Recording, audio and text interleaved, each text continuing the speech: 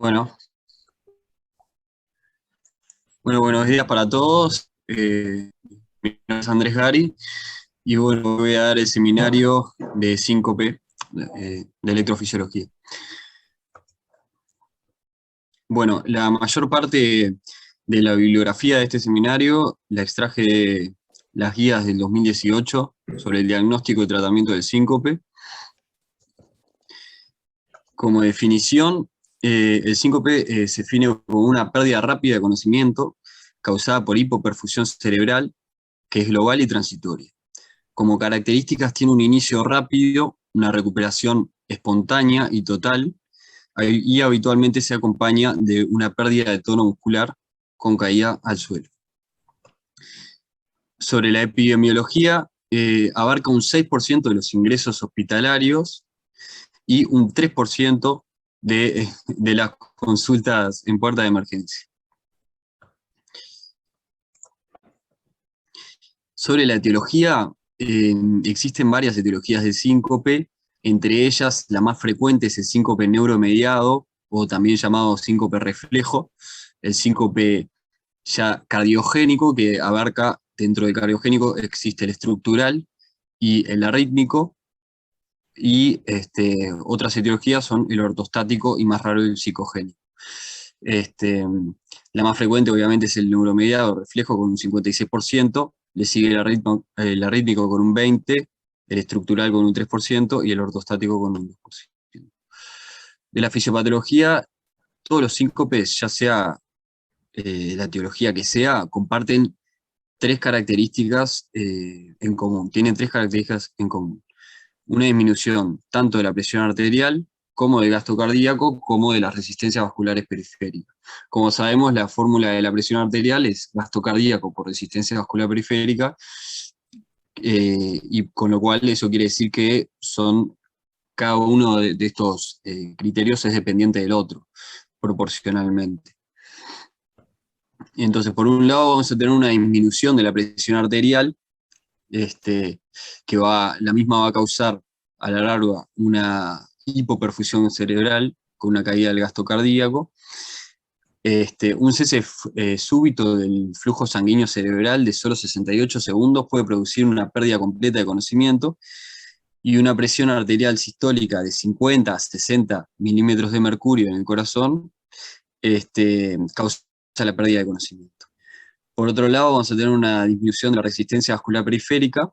Dentro de las causas de la reducción de esta misma, vamos a tener en primer lugar una reducción de la actividad refleja, que va a causar una vasodilatación, y en este caso estaríamos hablando más que nada del síncope reflejo de tipo vasopresor.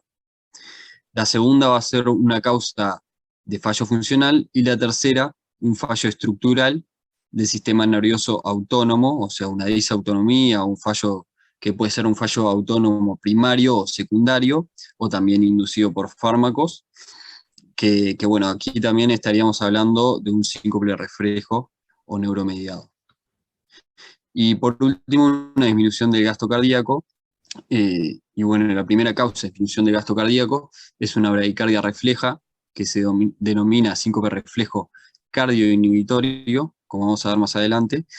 Las causas cardiovasculares constituyen el segundo grupo, tanto las arritmias como la enfermedad estructural, también se incluye la embolia y la hipertensión pulmonar.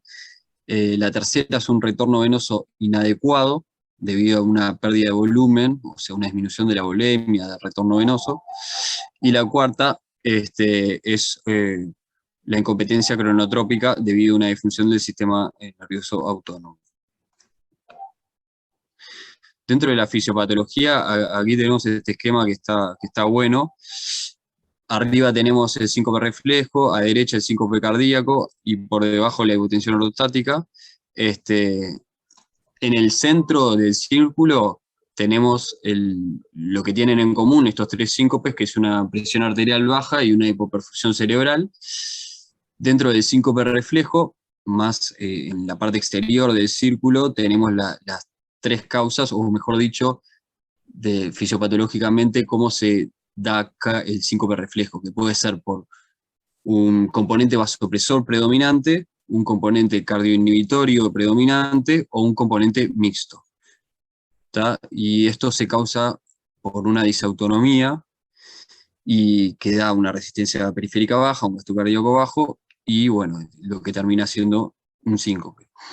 Por el lado del síncope cardíaco tenemos las tres etiologías, dos etiologías en realidad, la rítmica y la estructural.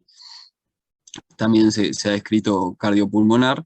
Bueno, esto disminuye el gasto cardíaco y lo mismo, termina en un síncope. Y por otro lado, la hipotensión ortostática, que tenemos estas características que se dan, la acumulación venosa, depresión de volumen, disfunción autonómica tanto primaria como secundaria, y una disfunción autonómica inducida por fármacos. Esto termina en una disminución de la resistencia baja, del gasto cardíaco y de la PA con hipoperfusión cerebral. Estos son los tres síncopes más grandes, el neuromediado, hipotensión ortostática y el cardiogénico. Dentro del neuromediado vamos a tener el síncope vasovagal, que es el más conocido, el más común de todos, el situacional, que puede ser, como voy a escribir más adelante, que puede ser por cualquier situación desencadenante, micción, estimulación, ejercicio, toser, reír, etc. El síndrome del seno carotidio o formas atípicas. Dentro de la hipotensión ortostática tenemos una acumulación venosa durante el ejercicio, también se puede inducir por fármacos, depresión de volumen, disfunción autonómica primaria o secundaria. Y el cardiogénico, como vimos, las causas arrítmicas o cardiopatía estructural que ya conocemos. Entrando más en el síncope reflejo o neuromediado. Esto se refiere a un grupo de condiciones relacionadas en las cuales se genera una hipotensión sintomática como consecuencia de un reflejo que induce vasodilatación o bradicardia, o ambos. Recordemos que el síncope reflejo neuromediado puede ser o por componente vasodilatador o vasodepresor primario, o que predomine la cardioinhibición, o ambos. Se caracteriza por... Andrés, un comentario. No sé si vas a hablar después, pero antes que nada tenemos que saber si es un síncope, ¿no? O sea, Sí. eso no sé si vas a hablar algo o lo... No, después de diagnóstico, anamnesis y todo eso, Perfecto. lo voy a escribir Bueno, más dale. adelante. Muy bien. Bueno, el síncope reflejo neuromediado se caracteriza primero por un estado inicial de hiperactividad simpática, que clínicamente se traduce como taquicardia, sudoración, temblor y vasoconstricción, y en el momento del síncope, lo que caracteriza al síncope reflejo neuromediado es una retirada del tono simpático. Es decir, ese tono simpático que predominaba en ese estado inicial se va a retirar, con lo cual va a haber un predominio del tono vagal. Y esto se va a caracterizar tanto por una actividad cardiovagal como con vasodilatación. O sea, que va a producir bradicardia y vasodilatación e hipotensión. Pará. Poné. Sí. O sea, está claro eso. Así que está claro, ¿no? La clave del síncope neuromediado o reflejo es la retirada del simpático. Eso produce, el simpático que produce vasoconstricción, bruscamente genera una vasodilatación impresionante que es difícil de controlar, con o sin bradicardia. Puede tener bradicardia o no, pero lo más importante es la retirada del simpático brusca que genera vasodilatación y por lo tanto hipotensión. Y que en general está precedido de una, como dijiste vos, de una hiperactividad simpática que se retira. Ese aumento del tono simpático previo, que puede ser por un estrés agudo, un dolor agudo, o sea, una emoción aguda, etc., eso favorece este mecanismo. Y por otro lado, otra cosa que favorece es que haya poco volumen en el organismo, ¿no? Hipovolemia. Favorece que esto, obviamente, sea más manifiesto, ¿no? Y pueda llegar al 5.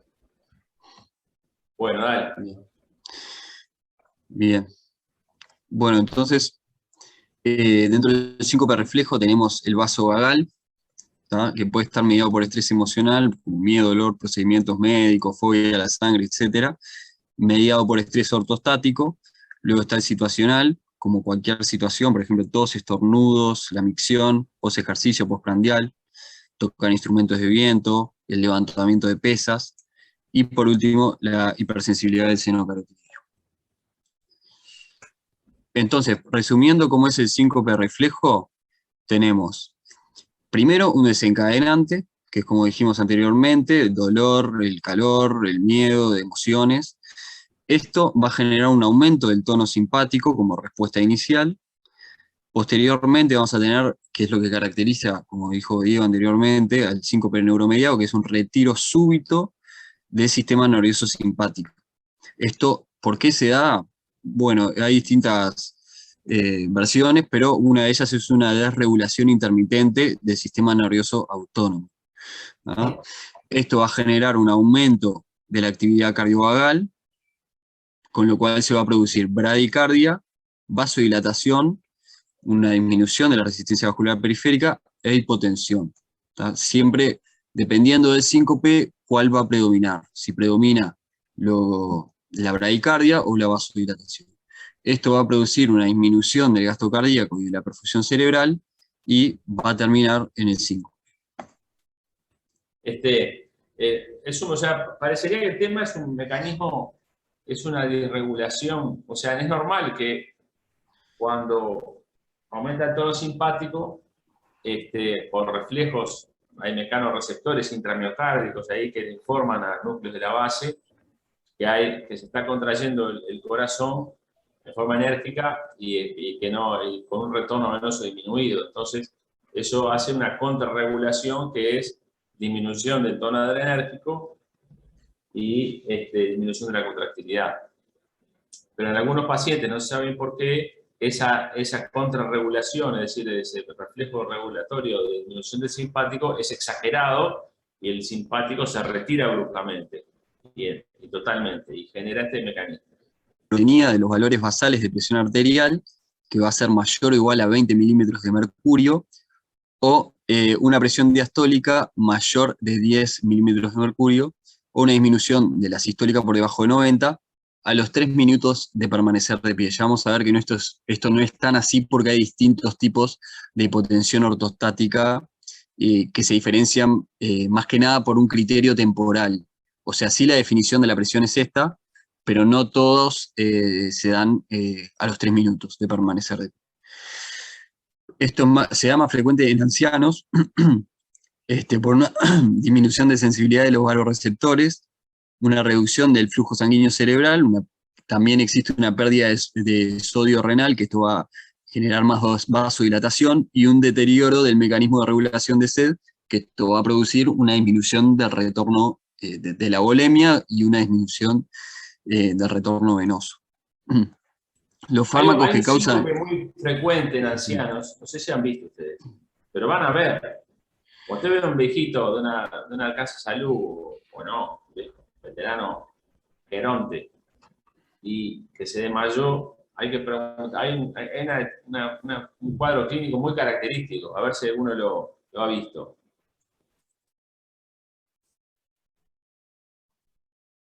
¿Están por ahí o no están? Nadie vio un desmayarse, un viejito, nadie ha ido con una móvil a ver a un paciente que se desmayó, viejo. Bueno. ¿Hay gente ahí escuchando o están enchufados y nadie escucha?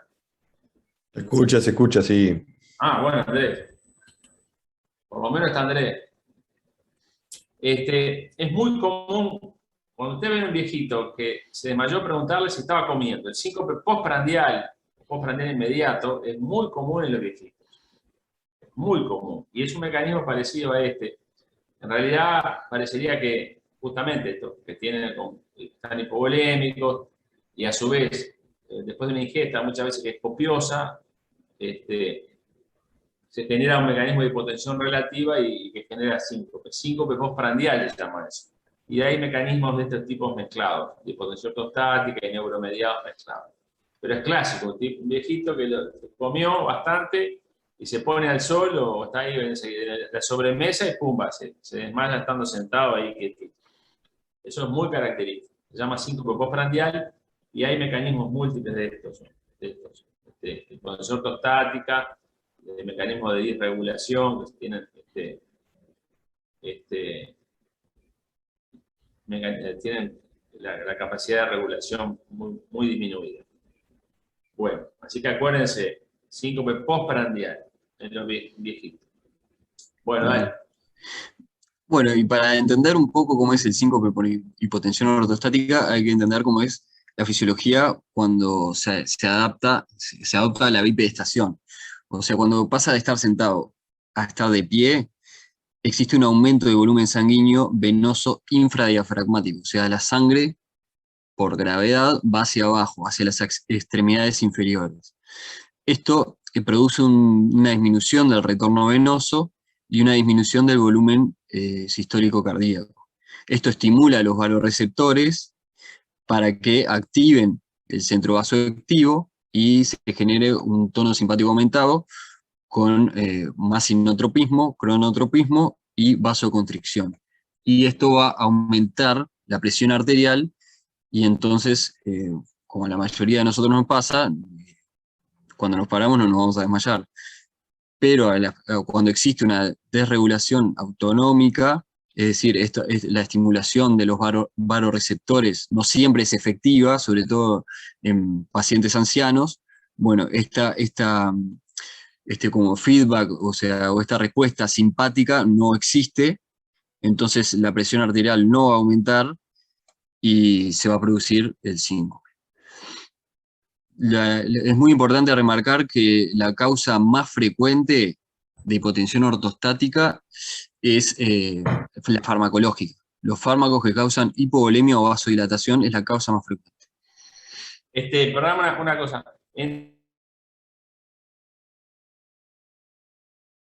O neuromediado y la hipotensión ortostática, desde el punto de vista clínico y desde el punto de vista fisiopatológico. ¿Está claro eso? Porque muchas veces se mezclan las cosas. Y no tienen nada que ver una cosa con la otra. El síncope por hipotensión ortostática cursa con bradicardia o con taquicardia, o con nada.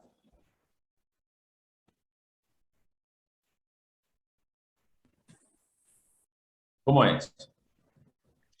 Bueno, yo después, cuando describa la mesa basculante, voy hablar algo de eso. Bien. Sí, voy a describir bien cómo varía la frecuencia cardíaca y la presión en uno u otro. Si bien hay cosas comunes, como puede ser la hipovolemia, que favorece cualquiera de las dos, una cosa es por falta o sea, disminución de los reflejos de compensación, y el otro es por exceso del reflejo de compensación. ¿Tá? Entonces, en este caso, el mecanismo de compensación para mantener la presión cuando uno se pone de pie falla o está disminuido. Entonces, no hay esa respuesta inotrópica importante, no es suficiente, o es insuficiente, o existe poco. En cambio, el otro es un exceso de contrarregulación del sistema nervioso autónomo, con una retirada excesiva del simpático. Y una de las cosas más importantes es que la hipotensión ortostática sucede, por lo tanto, inmediatamente al paciente a cambiar de posición. En cambio, el síncope vasovagal en general sucede varios minutos, 5, 10, 15 o más minutos. En cambio, la hipotensión ortostática en los primeros 3, 5 minutos. En cambio, el síncope vasovagal sucede más adelante. Puede estar desencadenado por el cambio de posición, el síncope vasovagal, pero sucede más adelante, como va a mostrar Andrés en la mesa vascular. Y también hay que saber que hay una hipotensión ortostática más tardía, que también vas a hablar después, ¿verdad? Sí. Pero son mecanismos diferentes, aunque tienen algunas cosas en común. Pero no son lo mismo. ¿Estamos? Está claro eso, ¿no? Bueno, y como dijiste recién, hay distintos tipos de hipotensión ortostática. En general son 5 los más conocidos. La hipotensión ortostática inicial, la clásica, la hipotensión ortostática retardada, el síncope vasovagal ortostático y el síndrome de taquicardia postural ortostática. Como voy a explicar más adelante, se diferencian más que nada la hipotensión ortostática inicial, clásica y retardada, por criterios temporales en cuanto se da el síncope, y después tenemos el vasovagal ortostático y el síndrome de taquicardia postural ortostática, que es un poco distinto, ya lo voy a explicar. Esto es un cuadro de la guía que describe cada uno de los tipos de hipotensión ortostática. Como vemos, la hipotensión ortostática inicial se da entre 0 y 15 segundos de adoptada la incorporación o bipedestación. La fisiopatología es por un desajuste transitorio entre el gasto cardíaco y la resistencia periférica total.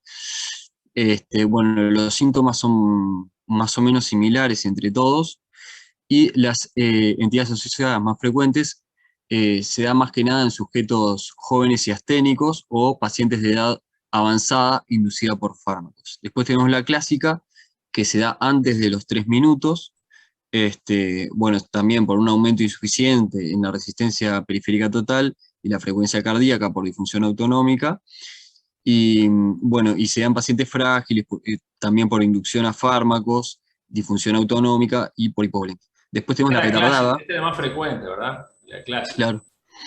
En los primeros minutos. Ahí está. Después está la retardada, que se da más allá de los 3 minutos. Acá la fisiopatología es un tanto incierta. Es posible que exista una disminución progresiva del retorno venoso y el gasto cardíaco. Y esta también se da más que nada en ancianos, frágiles, con disfunción autonómica incipiente, y también por inducción a fármacos. Después está el síncope. Lo que se ve es una disminución progresiva de la presión arterial hasta llegar al cuadro sincopal, ¿no? No es claro. Mucho grupo. Claro. Bien. Después está el síncope vasovagal ortostático, que aparece normalmente después de permanecer algún tiempo de pie. Acá reflejo vasovagal debido a la acumulación progresiva de sangre, produce finalmente vasodepresión o cardioinhibición, precedidas a menudo por una activación autonómica. Y bueno, se da más frecuente en mujeres, y también el síncope vasovagal se puede asociar con intolerancia ortostática crónica. Y por último tenemos esta entidad... Este es un síncope vasovagal donde en realidad el desencadenante es un ortostatismo prolongado, pero es un mecanismo vasovagal como cualquiera, en vez de estar desencadenado por un dolor o por una emoción, está desencadenado por ortostatismo prolongado. ¿Ah? Claro. Es un síncope vasovagal con cortejo neurovegetativo, etcétera, etcétera. Y ese estuvo mucho tiempo en la fila del BPS. Sí, es el clásico el que está en la cola, el calor, al sol, la cola, esperando ahí en la cola y pluma, se desmaya, ¿no? Bien. Ahí está. Y bueno, y por último tenemos el síndrome de taquicardia postural ortostática, que, bueno, habitualmente se da antes de los 10 minutos, y como voy a explicar más adelante, se define por una respuesta anormal de la frecuencia cardíaca al adoptar la bipedestación. Esta se define como un aumento de la frecuencia cardíaca de 30 ciclos por minuto o más, antes de los 10 minutos, o que aumente más de 120 latidos por minuto. Se da por un aumento, hay un aumento inadecuado de la frecuencia cardíaca sin una caída concomitante de la presión arterial. Los mecanismos posibles, bueno, la falta de forma física, procesos inmunomediados, acumulación venosa excesiva, y también puede darse por estados hiperadrenérgicos. Se da más que nada en mujeres jóvenes, y bueno, también puede darse por ejemplo, existe un síndrome que se asocia con esta entidad, que es el síndrome de hiperlaxitud articular. Bueno, otras causas... Síncope, da cuadro presincopal, mareo, taquicardia, palpitaciones, pero no tanto síncope. Para que se den al síncope. Bien. Y otras causas son, bueno, la depresión de volumen, como cualquier, como hemorragia, diarrea, vómitos, etc. La hipotensión ortostática inducida por drogas, alcohol, vasodilatadores, diuréticos, antidepresivos, falla autonómica tanto primaria como secundaria. Dentro de la secundaria se da más en pacientes diabéticos, urémicos, la amiloidosis también, o lesiones en médula espinal. Y como falla autonómica primaria, por ejemplo, la enfermedad de Parkinson, o la demencia de cuerpos de Lewy, etc. Bueno, siguiendo con los síncopes. ¿Sí? Siguiendo con los síncopes, tenemos el cardiogénico, el más conocido, y es el síncope de mayor mortalidad. Esto hay que prestar mucha atención. Tenemos las arritmias, que pueden ser por bradiarritmias o taquiarritmias, tanto supra como ventriculares, y cardiopatía estructural, como valvulopatías, isquemia, infarto, miocardiopatía hipertrófica, masas, taponamiento, etc. Entonces, Estructural, perdóname, todo lo que obstruya el pasaje de sangre sí, desde el sector derecho al sector izquierdo. Ahí tenés desde la estenosis tricuspide, estenosis pulmonar, embolia pulmonar, estenosis mitral, estenosis aórtica. Masas. Todo lo que obstruya el pasaje de sangre de la izquierda, de la derecha a la izquierda, en la circulación pulmonar o intracardíaca, es lo que puede producir síncope de causa estructural. ¿Está? bien. Bueno, entonces, la evaluación inicial ante un paciente que consulta por síncope. ¿Qué son las preguntas que nos tenemos que hacer? En primer lugar, tenemos que ver si el evento fue una pérdida transitoria de conocimiento o no. En caso de que haya sido, tenemos que ver realmente si es de origen sincopal o no, porque también hay otras pérdidas de conocimiento que no necesariamente tienen que ser un síncope, como por ejemplo traumáticas y demás. Después, en caso de sospecha de síncope, ¿hay un diagnóstico etiológico claro? Y también nos tenemos que preguntar si existe evidencia de que indique alto riesgo de eventos cardiovasculares o muerte.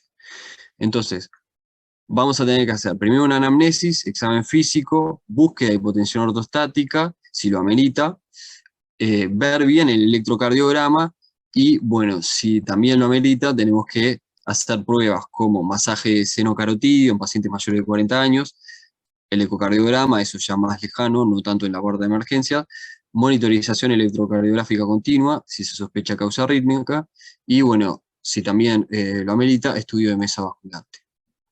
Para un poquito, Andrés. Sí. A ver, pasá a la siguiente, a ver, capaz que vas a decir todo esto. Bien, dale, habla ahí. En la anamnesis, tenemos que primero preguntar las circunstancias previas al episodio, preguntar bien el episodio y lo posterior. Dentro de las circunstancias de lo que pasó previo al episodio, tenemos que preguntarle al paciente en qué posición se encontraba, si se encontraba en decúbito supino, sentado o si estaba de pie, qué actividad estaba realizando, si estaba descansando, acostado, si tuvo un cambio de postura brusco, si estaba realizando ejercicio, si estaba en una micción, defecación, tos o no sé, o cualquier otra situación, y si tenía factores predisponentes, por ejemplo, si estaba en lugares abarrotados, calurosos, una hiperestación prolongada, si había comido recién, si sentía, no sé, alguna emoción, miedo, dolor, etc. Y después preguntar bien el episodio, el comienzo del episodio, que más precisamente son los pródromos. Si sentía náuseas, vómitos, disconfort abdominal, frío, sudoración, dolor en el cuello, hombros, visión borrosa, mareos o palpitaciones. Eso también es muy importante. Después del episodio, obviamente el paciente no va a ser muy consciente de eso, no se va a acordar. Acá es muy importante la presencia de un testigo, si es que existió. Y acá tenemos que preguntar de qué forma cayó, si se desplomó, si se cayó de rodillas, qué color de piel tenía, también eso es importante en el momento, si estaba pálido, cianótico, con rubor, cuánto duró la pérdida de conocimiento, recordemos que en el síncope es bien transitoria, qué forma tenía de respirar, si tuvo movimientos anormales, la duración de los mismos, inicio de movimientos en relación con la caída, o si tuvo mordedura de lengua u otras anormalidades. Y después del episodio, cómo se encontraba, si se encontraba nauseoso, sudoroso, confuso, con dolor, dolor torácico, palpitaciones, y si tuvo incontinencia urinaria o fecal. Todas esas cosas son importantes para acercarnos más a ver si realmente fue un síncope o una pérdida de conocimiento no sincopal, y si fue un síncope, qué etiología ante qué etiología nos encontramos. También es... Sí. Entonces, cuando nosotros vemos un paciente con síncope, no es, tengo un paciente con síncope y le voy a hacer estudio. No. Hay que adornar eso, con todo esto. Entonces, cuando nosotros vemos un paciente con síncope, esto implica que vamos a tener que hablar con el paciente, o mejor el acompañante, el que presenció, el testigo, 15 a 20 minutos. Tenemos que, el interrogatorio es muy importante. Hay dos tipos de pacientes muy comunes que requieren de un interrogatorio exhaustivo. Uno es el paciente con síncope o pérdida de conocimiento, y otros son los pacientes con dolor en el torácico. Esos pacientes tenemos que interrogarlos exhaustivamente para tratar de saber dónde está el problema. Y muchas veces el interrogatorio nos va a dar muchísima información. Si no nos va a dar el diagnóstico, que muchas veces le puede dar, nos va a aproximar o nos va a decir cómo, hacia dónde tenemos que estudiar el tema. Así que es muy importante. El paciente tuvo es el quinto episodio sincopal y nosotros recién lo vemos ahora. Bueno, hay que empezar por el primero, cuándo fue, cómo fue, el segundo, el tercero, todo. Y lleva tiempo. Es un paciente que requiere interrogación. Lo mismo el paciente con dolor torácico. Tenemos que hacer un interrogatorio fino para tratar de discernir si es un dolor coronario o de otra causa. Acá lo mismo. Nos da mucha información la historia clínica. ¿Tá? Entonces, primero tenemos que saber si es una pérdida de conocimiento o no. ¿Qué otra cosa puede simular una pérdida de conocimiento y no serlo? Andrés. Pues, ¿qué otra? No 5, pero una pérdida de conocimiento. Mirá, no sé si tuvo una pérdida Una de conocimiento. convulsión, no sé. No queda claro. Una convulsión, por ejemplo. Bueno, puede ser una confusión. La fibromialgia, dice acá. Sí. No, pero por ejemplo, las caídas en los ancianos es un hecho muy frecuente y a veces cuesta y hay que interrogar bien para ver si el paciente se cayó porque se desmayó o se cayó porque se tropezó o porque trastornos en la marcha o por un hecho neurológico, y a veces es muy difícil. El 15% más o menos de las caídas son, o 20% según algunos estudios, son de mecanismo sincopal, diríamos. Entonces, es toda una entidad importante las caídas porque a veces cuesta. Y ahí hay que tratar de hacer un interrogatorio fino para definir exactamente si eso fue una síncope o no. Y a veces, una pérdida de conocimiento, y a veces no podemos llegar a saber. Después también tenemos en la pérdida de conocimiento, ya ahí después entramos en el tema de pérdida de conocimiento. Cuando definimos que hay una pérdida de conocimiento, hay que tratar de saber si es de un mecanismo sincopal o de otro mecanismo. Ahí puede ser más difícil.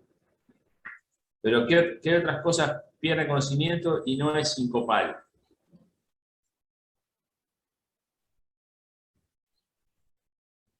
Bueno, el traumático también, un traumatismo encefalocraniano que puede... El traumatismo cráneo es un problema. Se desmayó y se golpeó, o se golpeó y perdió conocimiento, ¿no? Se tropezó, se golpeó y perdió conocimiento, fue un test con pérdida de conocimiento, o tuvo un síncope, se traumatizó y entonces tiene un traumatismo cráneo por el síncope. A veces es difícil de saber. ¿Tá? Pero puede haber, por ejemplo, la apnea del sueño puede generar el tipo se duerme tan profundo que pierde el conocimiento por la apnea del sueño. Y puede ser difícil de discernir. Después también tenemos el síncope de la pérdida de conocimiento psicógena. Y ahí es dificilísimo. Pero porque el paciente se cae, pierde el tono postural, pero hay un ambiente que puede sugerir un mecanismo. Yo lo llamaría más síncope psicógeno que pérdida de conocimiento psicógena, pero las guías... O sea, no hay una caída del flujo sanguíneo cerebral, pero clínicamente es igual a un síncope. Y es muy difícil de discernir clínicamente. Unos se orientan a causa psicógena cuando hay un cortejo, cuando hay una serie de elementos que sugieren que esa pérdida de conocimiento es de causa psicógena. Pero es relativamente frecuente y a veces se mezcla un poco con los mecanismos neuromediados, lo cual hace más complicada la cosa.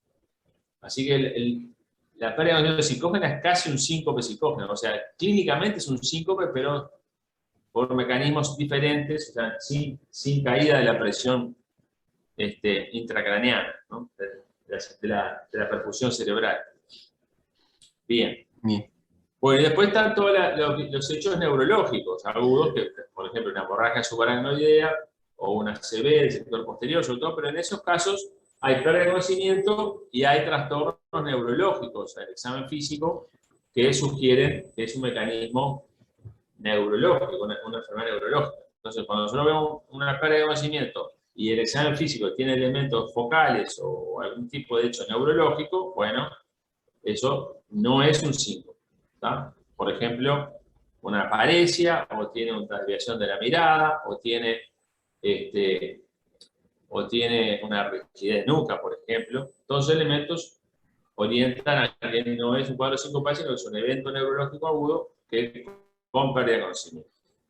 En general, la pérdida de conocimiento en los eventos neurológicos implica una afectación del sector posterior, que es el que maneja la conciencia. Entonces, es importante no pensar en que las carótidas son las causas de una patología carótida, es causa de síncope, porque las carótidas irrigan el sector anterior y medio, y frontal y temporal del encéfalo y no el sector posterior. Entonces, ya avisamos que las vasos de cuello no son un motivo de estudio cuando uno plantea una síncope. Digo, es de perogrullo, o lo decimos siempre, pero vale la pena recalcarlo, porque cuando uno ve paciente que ingresó por un síncope, lo consultan, ya tiene tomografía, tiene estudio de vaso del cuello, que no sirven para nada si el paciente tuvo un síncope, ¿verdad? Bueno, adelante. Bien. Bueno, también es importante interrogar los antecedentes, ver si el paciente tuvo historia familiar de muerte súbita, cardiopatía ritmogénica o congénita, o síncope, enfermedad cardíaca previa, la historia neurológica también, sobre todo el parkinsonismo, epilepsia, narcolepsia. Recordemos que el parkinsonismo da una disfunción autonómica, tanto como la diabetes. Interrogar la medicación del paciente, eso también es muy relevante, si tiene antidepresivos, antianginosos, fármacos que hipotiendan o que prolonguen el QT. La ingesta de alcohol también es importante. Y en caso de síncope recurrente, información sobre las recurrencias. O sea, tiempo transcurrido desde el primer episodio, el número de episodios que ha tenido y, bueno, también en qué circunstancias ocurre cada evento sincopal. Luego vamos a pasar al examen físico, que vamos a tener que hacer un examen físico completo, pero más que nada interrogar lo cardiovascular, lo neurológico. El electrocardiograma es muy relevante, sobre todo si sospechamos en etiología rítmica.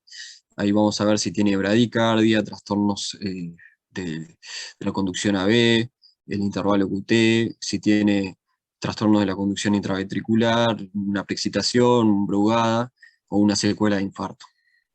¿Verdad? Sí.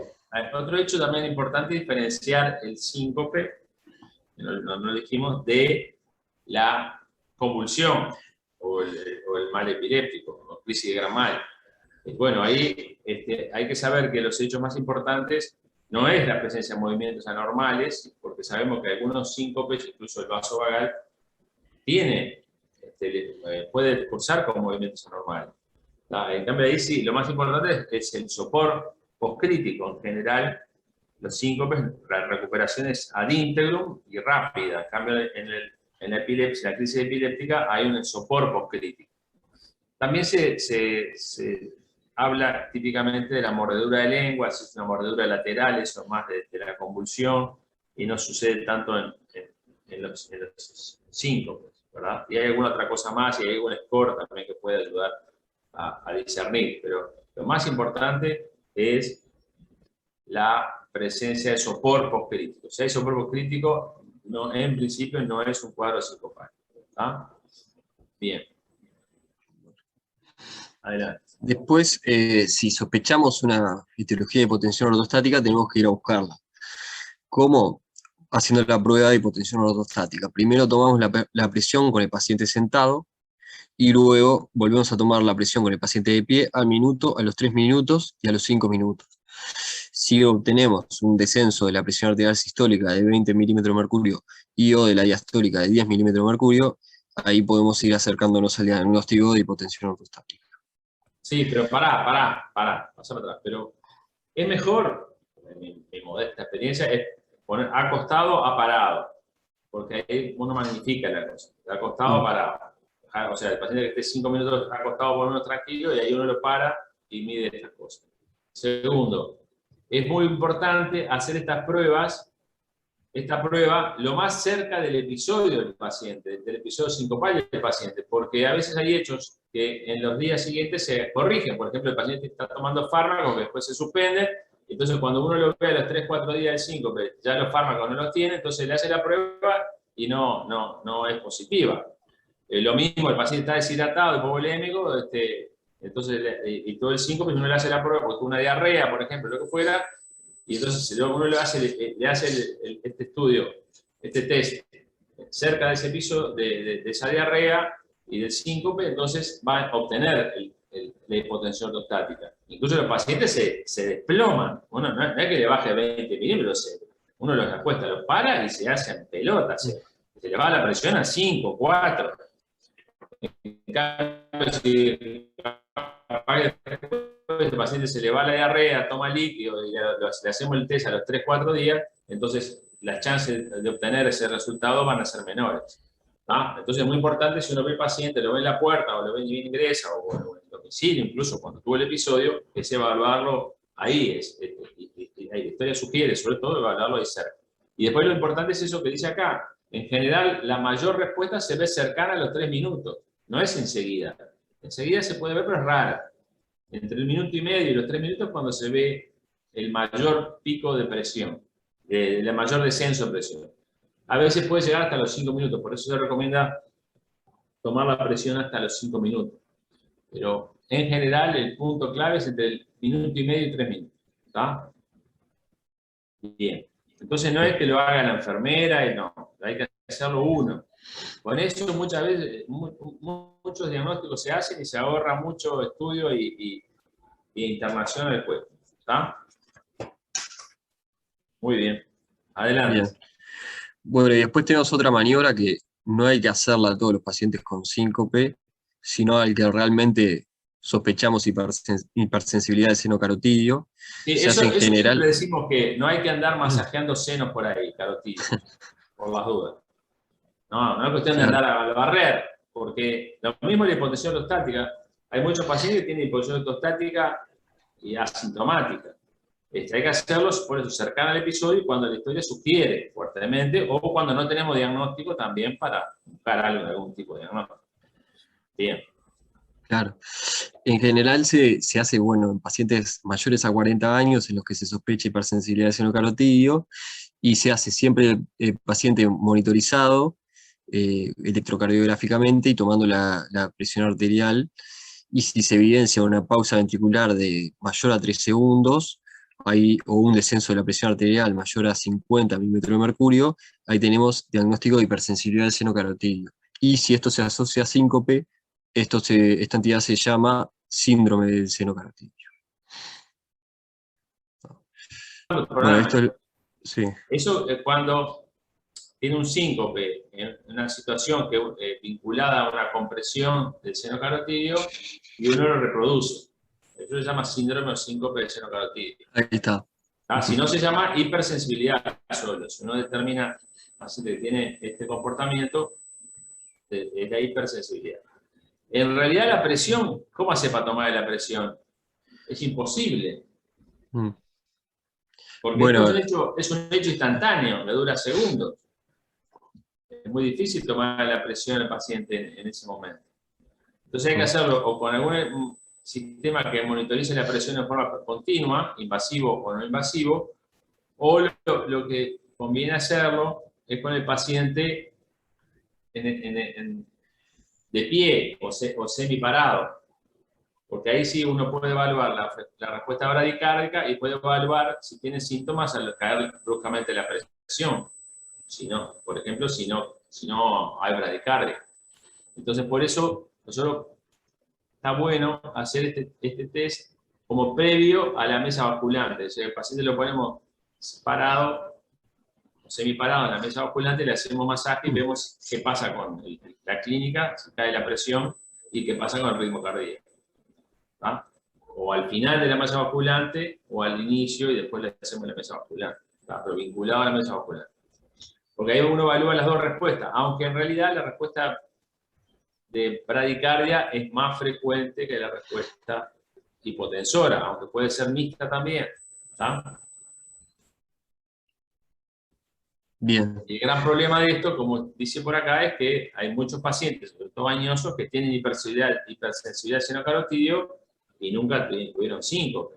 O pueden tener hipersensibilidad y síncope de otra causa. Por eso hay que tener cuidado y no andar masajeando senos carotidios por ahí, porque vamos a tener positivos que son falsos. Entonces, cuando hay una historia que sugiere, o cuando no tenemos una idea clara del diagnóstico, bueno, ahí podemos aplicar este test. bien, perfecto.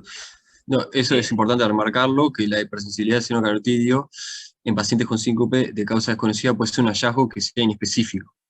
Y está presente hasta en un 40% de las poblaciones de edad avanzada, y por eso debe emplearse con precaución para el diagnóstico del mismo. Después tenemos, bueno, de las pruebas de hipotensión ortostática, la bipedestación activa y la mesa basculante. Entonces, esto es un resumen de todo lo que dije anteriormente. Bueno, si estamos ante presencia de una pérdida transitoria de conocimiento, realizar bien una historia clínica detallada. Si después de eso tenemos noción de que es síncope, evaluando la anamnesis, el examen físico, el electro, y bueno, la prueba de hipotensión ortostática si lo amerita. Ahí, si estamos ante un diagnóstico que es incierto, tenemos que estratificar el riesgo. O sea, si tenemos un riesgo alto de eventos graves a corto plazo, un riesgo bajo de síncope recurrente, o bajo riesgo de recurrencia única o rara. ¿Tá? Y acá lo que tenemos que ver bien es esto.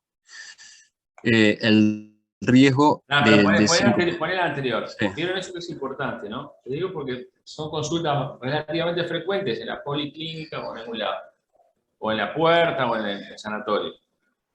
Cuando ustedes tienen un paciente que tiene un síncope único y tiene un riesgo bajo de recurrencia, o riesgo bajo de, o sea, no tiene elementos de alto riesgo, de eventos graves a corto plazo, ¿tá? Entonces, ese paciente, ¿qué le damos? ¿Qué estudios le hacemos? Esto por el examen físico y el electro, nada más.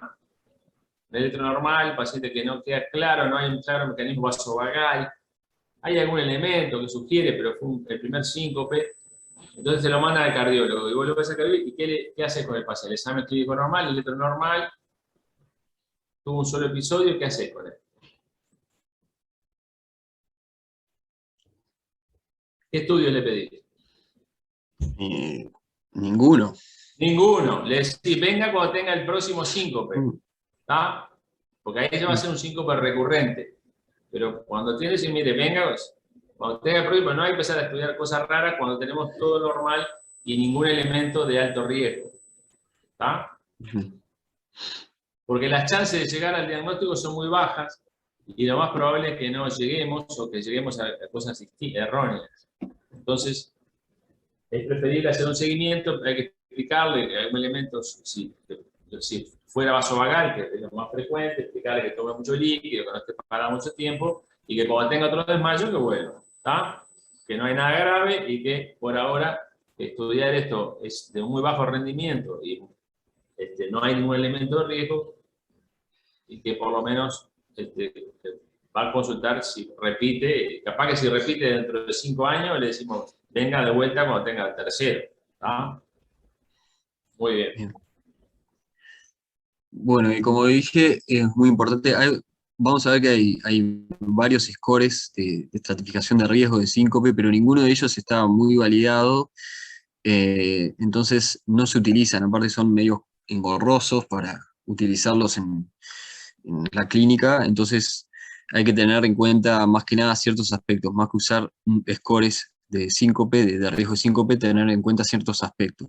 Es un concepto muy importante, no usar scores. Los scores han demostrado que no sirven para nada. En realidad agravan pacientes más y hacen alta tasa de ingresos al cohete. Lo que hay que ver es si hay elementos de riesgo alto, elementos de riesgo bajo, y bueno, de acuerdo a eso, y el cuadro clínico, ver si uno ingresa para estudiar o no. Pero o hace una evaluación rápida también que se puede hacer en algunos casos. Acá en Uruguay es más difícil, pero sí no usar scores, porque los scores magnifican el problema y generan ingresos innecesarios y manejos inadecuados de los pacientes. Así que hay un montón de scores, todo para afuera. ¿Está? Eso es un cambio de las guías de las anteúltimas a las últimas, y realmente uno se siente mucho más cómodo de esta manera. Adelante.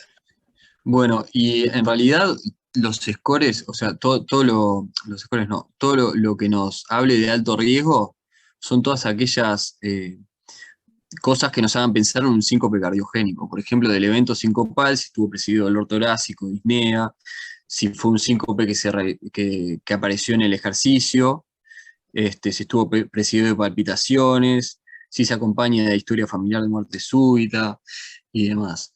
U otros que tengan antecedente de enfermedad cardíaca estructural, en el examen físico que tengamos una hipotensión arterial inexplicada, bradicardia persistente, un soplo no diagnosticado, o en el electrocardiograma, elemento de isquemia aguda, bloqueo AB de segundo o tercer grado, bradicardia persistente, o una TB, etc. Sí. Es importante el síncope en el esfuerzo, ¿no? El síncope de esfuerzo, en principio, es un síncope cardiogénico. Es importante, pero también es importante tratar de saber si es un síncope intraesfuerzo o post-esfuerzo, porque el síncope post-esfuerzo puede ser perfectamente vasovagal, que pasa lo mismo. El paciente en un esfuerzo para bruscamente hacer ejercicio, lo vemos en la ergometría, ¿no? Y hay una retirada brusca del simpático y eso puede generar un mecanismo símil neuromediado. Pero si es intraesfuerzo, ojo, porque esto puede haber arritmias ventriculares, puede haber bloqueos intraesfuerzos, puede haber cardiopatías estructurales que generen este tipo de síntomas, ¿verdad? Bien. Bueno, muy bien. Bueno, y esto es como un diagrama de flujo para la estratificación de riesgo en el servicio de urgencias. Si tiene bajo riesgo, probablemente se trata de un síncope reflejo situacional u ortostático y puede recibir el alta médica directamente del servicio de urgencias. Si tiene características, o sea, si no tiene características de alto o bajo riesgo, como que es medio intermedio, se puede derivar a una unidad de síncope, que en realidad acá nosotros no tenemos, pero si está disponible hacerlo, y bueno, y hacer una consulta ambulatoria si está disponible. Y si tiene características de alto riesgo, ingresarlo al hospital y seguir ahondando en el diagnóstico. Después tenemos la mesa basculante. Esto permite la reproducción del síncope neuromediado. Es más que nada, se indica más que nada en aquellos que sospechamos síncope reflejo neuromediado y debe considerarse para confirmar el diagnóstico de síncope reflejo en pacientes que se sospechaba, pero no se había confirmado por la evaluación inicial, valorar la presencia de fallo autonómico, especialmente para la reproducción de hipotensión retardada, y el síndrome de taquicardia también se puede diagnosticar, el síndrome de taquicardia ortostática postural, y puede ser útil también para diferenciar los distintos tipos de síncope, pero que no sean cardiogénicos. Tiene una sensibilidad... Andrés. O sea que cuando nosotros estudiamos pacientes con síncope, hay estudios que tienen distintos... hay estudios que nosotros el problema del síncope es que el paciente tuvo un desmayo, se pierde conocimiento y no sabemos qué pasó en ese momento, si tuvo una bradicardia, una taquicardia, una hipotensión refleja o ortostática o lo que fuera. Entonces, hay estudios que intentan encontrar enfermedades que dan síncope. Por ejemplo, el paciente tiene un síncope y yo le detecto disfunción sinusal, o le detecto en un estudio fisiológico una taquicardia ventricular. Bueno, supongo que ese hecho, que esa enfermedad fue la que generó el síncope. Hay estudios otros que intentan replicar, o sea, provocar el síncope y ver si ese síncope se parece a lo que le pasó clínicamente, por ejemplo, en la mesa basculante. Y hay estudios que intentan detectar qué está pasando cuando el paciente tiene un nuevo síncope, por ejemplo, el registro de eventos. Entonces, cada uno tiene su valor diferente y hay que tener cuidado, porque el paciente puede tener una enfermedad que da síncope, pero puede tener un síncope de otra causa, ¿no? Por ejemplo, el paciente tiene y eso es muy difícil a veces de definir. El paciente tiene síncope, tiene una cardiopatía en fase dilatada, bueno, asumimos que puede haber una relación entre ellas, pero puede no haberla. Y ahí tenemos a veces dificultades. Y además los estudios no son 100% sensibles y específicos. Entonces, Eso hay que tener cuidado, porque pacientes pueden tener una disfunción sinusal o un bloqueo de rama y tener una taquicardia ventricular como causa. ¿Ah? Bueno, adelante con la mesa basculante. Entonces, la mesa basculante lo que intenta hacer es reproducir el síncope neuromediado. También puede verse otro tipo de síncope, pero sobre todo para el síncope neuromediado. Y entonces, generado por un estrés ortostático, ¿verdad? Claro. Ahora voy a explicar bien el protocolo. Y bueno, tiene una sensibilidad que oscila entre el 20 y el 83% y una especificidad que también es variable. Y esto depende más que nada, ahora lo voy a explicar bien el protocolo, si hacemos inducción con fármacos o no, y distintas alternativas que tienen el protocolo. Perdóname, pasá al anterior. Sí. Más o menos la especificidad anda, viste que es muy variable, pero por mi experiencia modesta, y hemos hecho unas cuantas de estas, anda por el 70%. ¿Ah? Y que es una en el medio. Obviamente que varía mucho de acuerdo a lo que uno hace con si uno provoca o no, ¿no? Pero hay que tener cuidado porque muchos pacientes, si uno pone a gente que nunca tuvo un desmayo en la mesa basculante, hay un porcentaje importante que pueden tener síncope en la mesa basculante y ser positiva, ¿no? Entonces, es bastante inespecífica, diría. Y eso, Sí. si uno usa fármacos, más todavía. En cambio, y la sensibilidad tampoco es total, no es tan importante. Yo creo que eso es más cerca del 80%, y depende de las drogas que uno use, pero, es decir, la sensibilidad nos basamos en los pacientes que tienen síncope vasovagal indiscutible y que nosotros lo podemos reproducir. Bueno, cerca del 80% se pueden reproducir, pero hay un porcentaje que no es despreciable, que no se reproducen a pesar de que el cuadro clínico es muy claro. Por eso el diagnóstico de síncope vasovagal es clínico. Si tiene todos los hechos clínicos, uno no necesita hacer una mesa basculante porque el cuadro clínico es claro, es el diagnóstico, es el patrón oro, no es la mesa basculante. Entonces, el tema es cuando hay algún elemento sugestivo, pero no completo, o cuando se descarta otra patología, que es un síncope arrítmico, entonces, o cardíaco, entonces, bueno, lo más probable sea vasovagal, y ahí, o en los veteranos, en los cuales a veces los prodromos no son tan importantes, como en la gente más joven. Entonces, bueno, ahí, cuando se sospecha vasovagal, pero no faltan cosas, ahí, bueno, ahí es cuando tiene más valor. ¿Ah? Bien. Adelante. Bueno.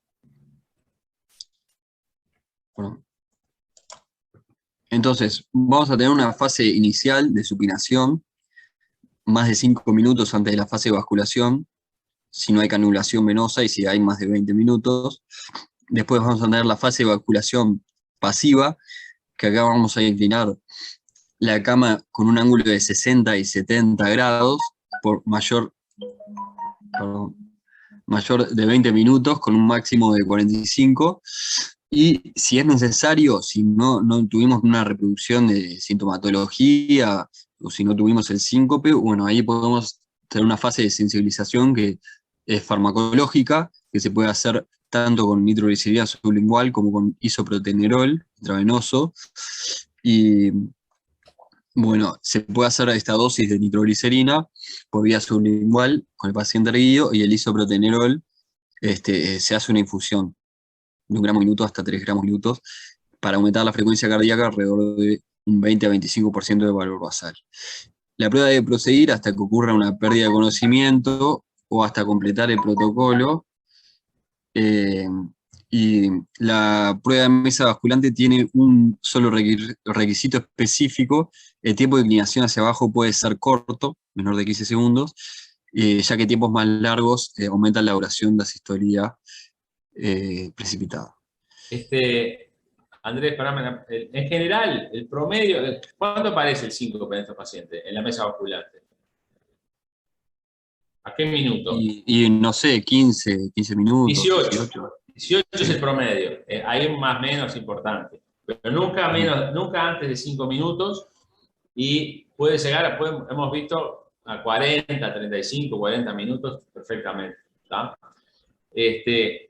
Obviamente que como es un test que medio volante, el protocolo que más aceptado es hacer 20 minutos, y si en 20 minutos no aparece el test, o haces un protocolo solo de 45 minutos o 1 hora sin sensibilización, o de 20 minutos, y a los 20 minutos, si no hay desmayo o no hay ningún elemento clínico ni electrocardiográfico, le pones nitroglicerina sublingual y esperas 5 a 10 minutos más. ¿Tá? Ese es el más fácil. O pones Isuprel, pero es más complicado el Isuprel y en general no hay. Entonces es el protocolo más estandarizado. ¿Tá? Bien. Bueno, la verdad, esta prueba es una prueba segura. No se han notificado muertes durante la prueba. Las complicaciones que tiene son más que nada vinculadas al uso farmacológico, sobre todo el isoprotenerol, como arritmias ventriculares. Y bueno, puede tener efectos secundarios, pero menores, entre ellos palpitaciones con el isoprotenerol y cefalea con la nitroglicerina. Y bueno, y las contraindicaciones son aquellas que están, si tienen contraindicaciones para los fármacos, más que nada. Otra cosa, perdóname. Por eso muchas veces cuando nosotros usamos nitroglicerina sublingual para un tipo con ángulo o con otra cosa, en general la hipotensión que genera la nitroglicerina es de este mecanismo. Es un desencadenante muy fuerte de estos mecanismos, la nitroglicerina. No genera hipotensión tanto por sí misma, sino por generar este mecanismo. También a veces hay asistolías muy largas en estos pacientes, de 15 a 20 segundos o más. Es impresionante las asistolías. Y a veces puede haber desmayos sin o síncopes, sin hipotensión, y eso uno puede hacer diagnóstico ahí de un mecanismo psicógeno durante la mesa vasculante. Y a veces nos pasa también que el paciente le viene náusea, vomita, se mea, se caga, es espantoso. Pero pasa, hemos visto de todo. Bien. Bueno, en general, la sistolía es paro sinusal, ¿no? Aunque un 10-20% pueden tener bloqueo AB, P bloqueadas durante la sistolía. ¿Ah? Menos frecuente. Adelante. Y de los resultados que podemos obtener en la prueba basculante, por ejemplo, acá tenemos en la izquierda un resultado normal, a la derecha el resultado de un síncope reflejo, tenemos en la gráfica de arriba la frecuencia cardíaca en función del tiempo, y en la de abajo, en rojo, la presión arterial en función del tiempo. Un resultado normal, cuando se adopta la bipedestación, o sea, la incorporación a 70 grados, vamos a tener tanto un leve aumento de la frecuencia cardíaca como de la presión arterial, que se va a mantener mientras el paciente esté en bipedestación a 70 grados, y va a disminuir a su estado basal cuando se adopte de nuevo la supinación. En cambio, en un síncope reflejo, primero, cuando tenemos la incorporación del paciente, va a comenzar con una respuesta normal, con ese leve aumento de la frecuencia cardíaca y de la presión arterial, pero más o menos como dijo Diego, a los 18 minutos, ahí va a predominar el estado vasodepresor, y vamos a tener un descenso de la PA hasta por debajo de los límites que cause el síncope, y bueno, que después con la supinación va a volver a aumentar la presión arterial y va a recuperar. Y acá tenemos dos patrones, el vasodepresor predominante o el cardioinhibitorio. Si tenemos solo un descenso de la presión arterial, pero la frecuencia cardíaca se mantiene en su estado basal, digamos, estamos hablando de un síncope vasodepresor. Pero si además tenemos una caída de la frecuencia cardíaca cuando el paciente sincopa, acá estamos hablando también de un síncope cardio con componente cardioinhibitorio. Bueno, y después tenemos, esto es un síncope reflejo, como el anterior, versus hipotensión ortostática. Acá tenemos lo mismo, la gráfica de frecuencia cardíaca, presión arterial. En el síncope reflejo vamos a tener una disminución a los 18 minutos aproximadamente. En este caso tiene un descenso de la frecuencia cardíaca, o sea que también tiene un componente cardioinhibitorio. Y por este lado tenemos una hipotensión ortostática, que aquí la frecuencia cardíaca no va a variar o puede aumentar un poquito con un intento de compensación del descenso de la presión arterial. Si se da el síncope o si se da el descenso de más de 20 milímetros de mercurio antes de los 3 minutos, ahí estamos hablando de una hipotensión ortostática inicial. Si se da después, sería la clásica, y ya más tardía, si se da con mayor tiempo. Y aquí tenemos la gráfica muestra el descenso de la presión arterial y con la supinación, la recuperación de la misma. Después tenemos una hipotensión ortostática clásica, o sea que se da a los 3 minutos, versus una retardada que se da más adelante en el tiempo, es la caída. Vieron que acá se puede ver que la caída en la retardada es bien progresiva, o sea, no hay una caída brusca de la presión arterial. Y por último tenemos el síndrome de taquicardia postural ortostática, en el cual tenemos la frecuencia cardíaca, también presión arterial, y acá la presión arterial en la incorporación va a aumentar un poco, o sea, va a tener una respuesta normal, pero lo que tiene una respuesta normal es la frecuencia cardíaca, que antes de los 10 minutos va a aumentar más de 30 latidos por minuto, o va a aumentar más de 120 latidos por minuto, también antes de los 10 minutos. Esto se llama síndrome de taquicardia postural ortostática, y con la supinación recupera la frecuencia cardíaca. Entonces, después tenemos pruebas básicas para detectar o para evaluar la función autonómica. Tenemos lo que se llama las maniobras de Valsalva, que se realiza, podemos realizar una maniobra como de expiración forzada, que se le pide al paciente que realice una expiración forzada durante 15 segundos con glotis cerrada, y aquí vamos a monitorizar con electrocardiograma y una medición continua y pasiva o no de la presión arterial, latido a latido, y bueno, acá vamos a ver cómo se comporta tanto la frecuencia cardíaca como la presión arterial. Sí, una cosa que es fácil de ver y hacer es hacer al paciente, monitorizarlo o poner el electrocardiograma y hacerlo inspirar profundamente y expirar. Y si hay poca variación de la frecuencia cardíaca, la inspiración tiene que aumentar y después bajar. La expiración, si hay poca variación, eso sugiere una disfunción autonómica. O también podemos verlo en un Holter cuando evaluamos la variabilidad de la frecuencia cardíaca, ¿verdad? Con todos los parámetros simpáticos y parasimpáticos. Pero bueno, en la cortita lo más fácil es hacer una inspiración y expiración y ver si hay variación. Eso pensando en insuficiencia autonómica, ya sea como mecanismo de hipotensión, como causa de hipotensión ortostática, por ejemplo, un diabético, etcétera, etcétera. O un Parkinson, etcétera. Bueno, y las características de la disfunción autonómica son la ausencia de aumento de la frecuencia cardíaca, la recuperación retardada de la presión arterial, y bueno, esto es característico de inervación autonómica cardiovascular. Después tenemos monitorización electrocardiográfica, que puede ser invasiva o no invasiva. Aquellos síncopes de alto riesgo hay que monitorizarlos en el hospital, y se puede realizar una monitorización con Holter. El Holter, que se pone durante 24 horas, tiene un bajo rendimiento y puede tener más valor, sobre todo si los síntomas se dan muy frecuentemente. Pero después tenemos esto, que es algo relativamente nuevo, que es la monitorización electrocardiográfica, que puede ser invasiva o no, que son los grabadores de eventos, que son dispositivos internos, que pueden ser internos o externos, que el paciente activa cuando aparecen los síntomas. Es útil sobre todo para estudio en pacientes con palpitaciones, y además, a diferencia de Holter, tienen mucho más batería, la vida de la batería es mucho más larga, y pueden registrar eventos de hasta 36 meses, o sea, se pueden implantar por hasta 36 meses. Y dentro de los grabadores de eventos tenemos lo que se llaman grabadores de ASA, que pueden ser internos, o sea, un Holter implantable que se implanta a nivel subcutáneo con anestesia local, que es este dispositivo que acá, Medtronic en este caso en el de arriba, este dispositivo pequeño que se coloca a nivel subcutáneo, como se muestra en la figura de abajo. Esto puede registrar eventos por hasta 36 meses, y si el paciente siente síntomas, ahí tiene que activar. Y después los externos que se realizan, se registran a través de unos parches cutáneos de forma análoga al electrocardiograma de superficie y tienen una duración aproximada de 4 a 6 semanas. Y eso no hay acá en Uruguay.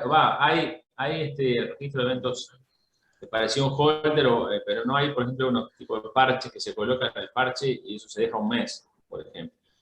Acá lo que hay, existen esos equipos que se van cambiando día a día o cada 3 días, hasta, por ejemplo, una semana, 2 semanas, ¿no? Bien. Está. Bueno, y esto es una tabla que muestra todos los distintos grabadores de eventos que hay.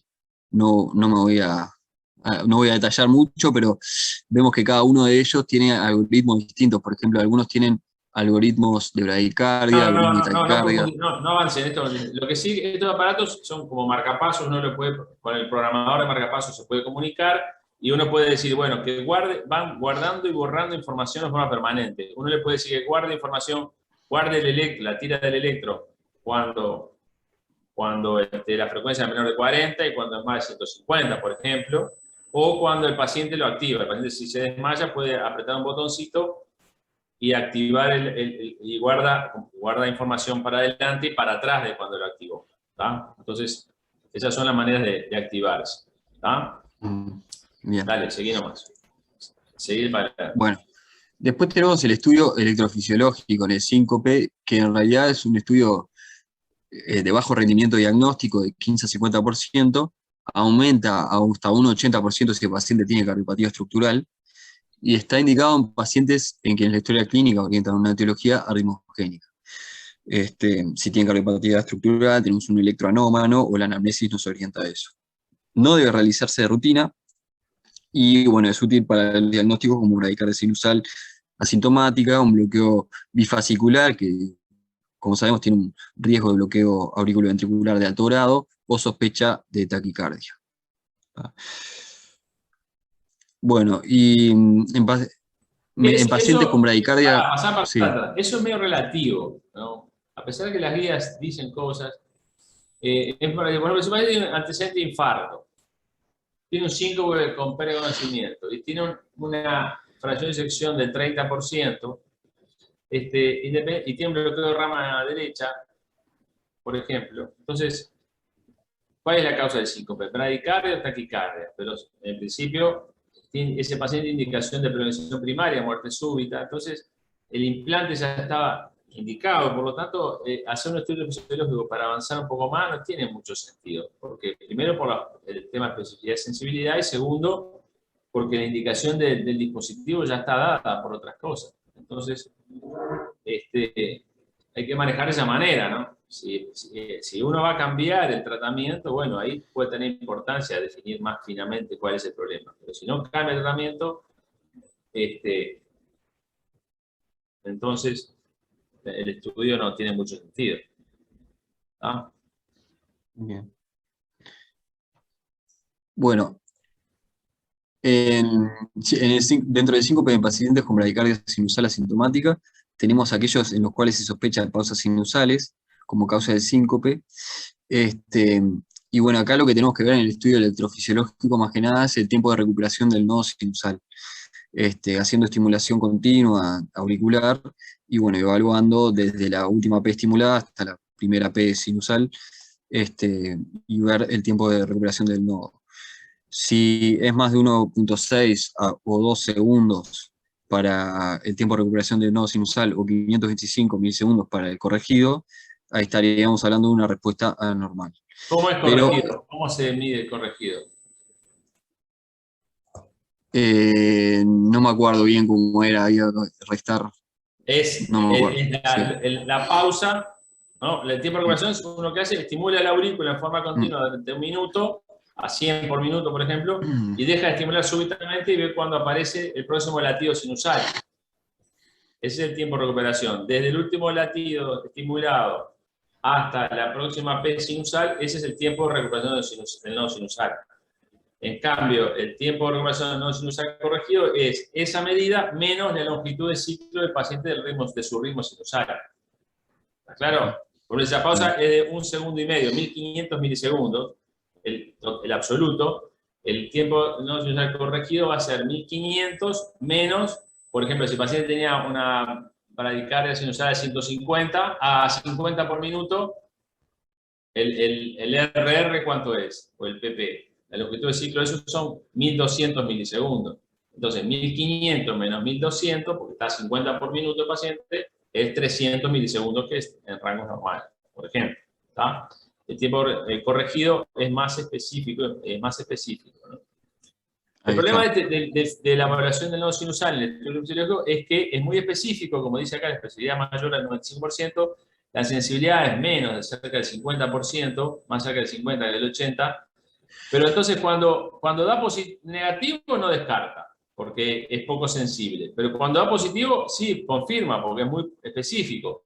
Pero ¿qué pasa? Cuando da positivo, en general, el electrocardiograma ya tiene alteraciones que nos hacen el diagnóstico, o el Holter.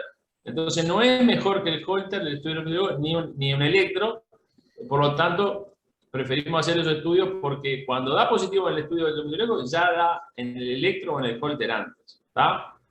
Lo hacemos, estas mediciones las hacemos cuando hacemos la evaluación de un paciente de síncope de causa desconocida.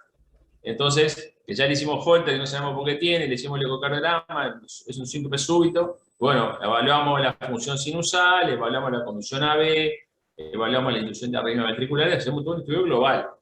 Pero solo estudiar esto ante la sospecha de disfunción sinusal, en general uno puede encontrar la disfunción sinusal por métodos no invasivos tanto como en el estudio electrofisiológico, o más. ¿Está?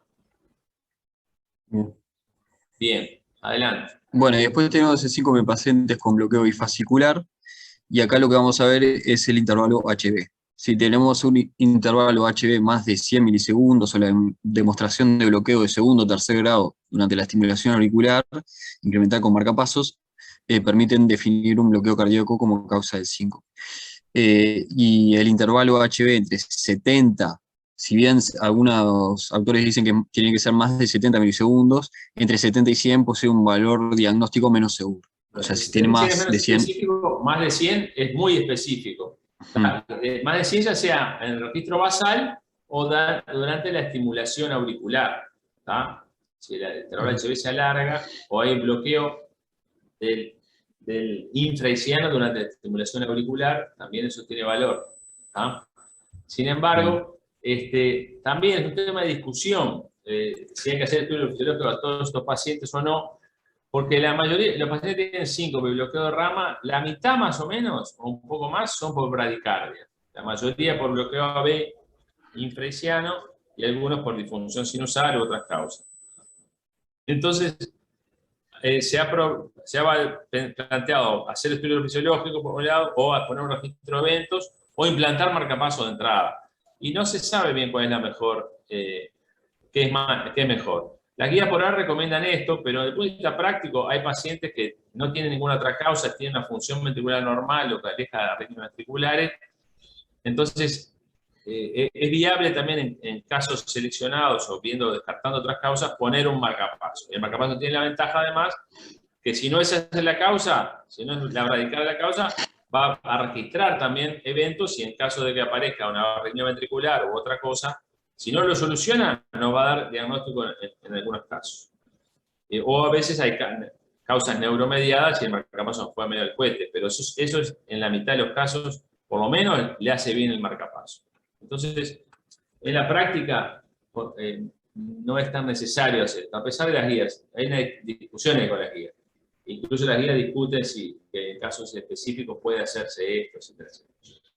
Muy bien. Adelante. Bueno, y por último, de sospecha de taquicardia, que bueno, puede ser tanto ventricular como supraventricular, pero obviamente va a ser más frecuente en la ventricular, más raro en las supraventriculares. Y bueno, y un resultado se interpreta como positivo de TB cuando se produce inducción de TB monomórfica sostenida. Es importante remarcar que la inducción tanto de TB polimórfica como de filiación ventricular puede ser una respuesta inespecífica. Bueno, y no sé si estamos medio sobre la hora del Ateneo, pero me queda todo el tratamiento. El tratamiento va a estar dirigido a la causa del síncope, ¿no? No vamos buscar, ¿no? No sé si querés, en el caso del síncope, vamos a hacer un rapidito en 5 minutos. El síncope vasovagal, las medidas no farmacológicas son las que... Diego, Sí. no. Bueno, ¿qué tal? Continuamos con el seminario de síncope. Habíamos quedado en la parte de tratamiento. En cuanto al tratamiento, para empezar del síncope reflejo, lo primero que vamos a hacer es, dado que es un síncope benigno, lo primero que vamos a hacer es tranquilizar al paciente informando la naturaleza benigna del mismo. Y bueno, el factor discriminante para la elección del tratamiento es la edad, la gravedad del síncope y su forma clínica. En este caso, en el síncope reflejo, la piedra angular es el tratamiento no farmacológico, ¿no? Dado que el tratamiento farmacológico aún no está del todo demostrado, no hay mucha evidencia del mismo, entonces la piedra angular en este caso es el no farmacológico. ¿Y qué implica el tratamiento no farmacológico? Bueno, en primer lugar, modificaciones del estilo de vida, como por ejemplo, como había dicho anteriormente, tranquilizar al paciente por la naturaleza benigna del mismo, evitar las situaciones que desencadenan el síncope si es que las hay, reconocer los síntomas prodrómicos también si es que los tiene, aumentar ingesta de fluidos que pueda aumentar el retorno venoso y los suplementos de sal que puedan evitar la hipotensión. Si hay tratamiento hipotensor, suspenderlo. Después se pueden realizar también lo que se llama maniobra de contrapresión, que es sobre todo para los pacientes que tienen síntomas prodrómicos y van a ser para evitar el síncope, ya las voy a explicar cuáles son. Y bueno, y después está también un poco menos frecuente lo que es el entrenamiento con basculación. Como dije, el tratamiento farmacológico está poco demostrado, hay poca evidencia del mismo, pero de lo que hay, la indicación formal para el tratamiento farmacológico son aquellos pacientes que presentan síncope recurrente a pesar de las medidas no farmacológicas. Y dentro de tratamiento farmacológico se encuentra la fluorocortisona, que es quizás de los más utilizados, los alfa-agonistas, también se usa la amiodarina, y bueno, en el caso de que tenga un componente cardioinhibitorio u otras indicaciones que ya vamos a ver, puede estar indicada la estimulación con dispositivos. La fluorocortisona aumenta la reabsorción renal de sodio y expande el volumen plasmático. Puede tener la cascada fisiológica que termina llevando al reflejo vasovagal ortostático. Estas son las maniobras de contrapresión, una de las que se puede realizar cuando el paciente presenta síntomas prodrómicos, como por ejemplo cruzarse de piernas en bipedestación, eso aumenta el retorno venoso. También se puede realizar apretar alguna pelota o cualquier cosa blanda que también aumenta el retorno venoso y un poco la presión, y bueno, y esta maniobra de tironamiento con las manos también está demostrada que puede prevenir el síncope. Esta tabla es de las guías de tratamiento de síncope reflejo. Como dijimos, la formación y medidas en el estilo de vida son clase 1 del tratamiento del mismo. Si presenta una forma grave o recurrente y tiene fenotipo de presión arterial baja, bueno, ahí está con una clase 2B indicada la fluorocortisona y la amiodarina. Si tiene síntomas prodrómicos, ahí están indicadas las maniobras de contrapresión, clase 2A, y si no los tiene o si son muy cortos como para poder llegar a realizar alguna maniobra de contrapresión, ahí está indicado el tratamiento guiado por monitorización con holter insertable en casos seleccionados. Pero bueno, no está muy, realizado acá en nuestro medio de holter insertable, no se indica demasiado. Y después están los fármacos, si tiene fármacos hipotensores, interrumpirlos, o bajar la dosis, o reducirlo, con clase 2A. Y si tiene componente cardioinhibidor dominante, ahí puede llegar a estar indicada la estimulación cardíaca con una clase 2A, 2B, perdón. Después, estas son las indicaciones de estimulación cardíaca en el síncope reflejo. Que, por un lado, tenga pausas asistólicas espontáneas, extrínsecas, funcionales. Esto aquí estaría, si está mediada por síncope vasovagal, o si tiene sensibilidad a la adenosina, ahí estaría indicada. Si tiene pausas asistólicas Buen día. inducidas. ¿Sí? Buen día. Hola, ¿cómo andás, Diego? ¿Cómo andan? ¿Todo bien? ¿Querés decir algo? No, adelante, adelante. Ah, está. Si tiene pausas asistólicas inducidas y síndrome de seno carotidio, una clase 2A, o si presenta sistolía durante la prueba mesa basculante, o si tiene un síncope por sensibilidad a la adenosina.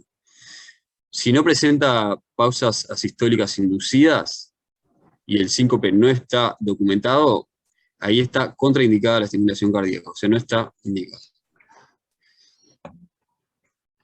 Luego, en cuanto al tratamiento de la hipotensión ortostática, es bastante similar. Perdóname, sí, quiero agregar alguna cosa. Sí. Pasá para atrás.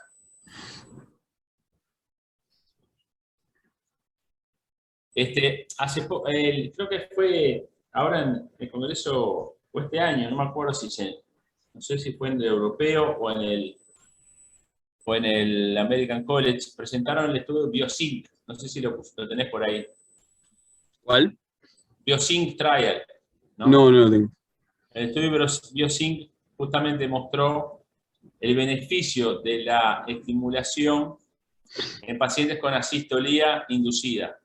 No solo espontánea, sino inducida, con un sistema de estimulación muy particular, una manera de programar que tiene Biotronic, que se llama Closed Loop Stimulation. Bueno, no importa. Que puede detectar más precozmente el devenir del síncope vasovagal. O sea, que puede empezar a estimular. O sea, porque la idea es estimular más rápido. Cuando viene la sistolía, estimular rápido el ventrículo el aurículo del ventrículo para lograr más gasto y evitar la gran hipotensión que determina, por un lado, y sobre todo la retirada del simpático por vasodilatación y por la sistolía, ¿no?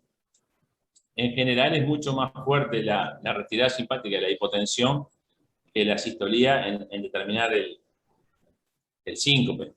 Por eso están cuestionados las estimulaciones en estos pacientes.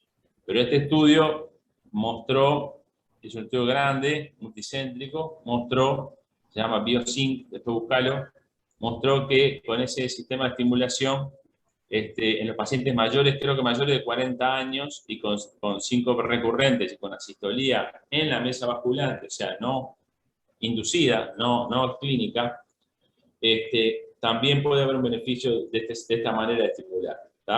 Mejoraron notoriamente los síntomas, disminuyeron los episodios sintomáticos, los episodios sincopales. O sea que es probable que en el próxima guías pueda pasar asistolía durante la mesa basculante a 2A, sobre todo mayores de 40 años, a raíz de este estudio.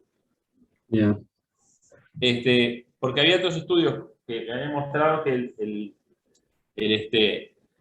sí era beneficioso el marcapasos en los pacientes con asistolía espontánea, sobre todo que tenían síncope vasovagal detectado por un registro de eventos.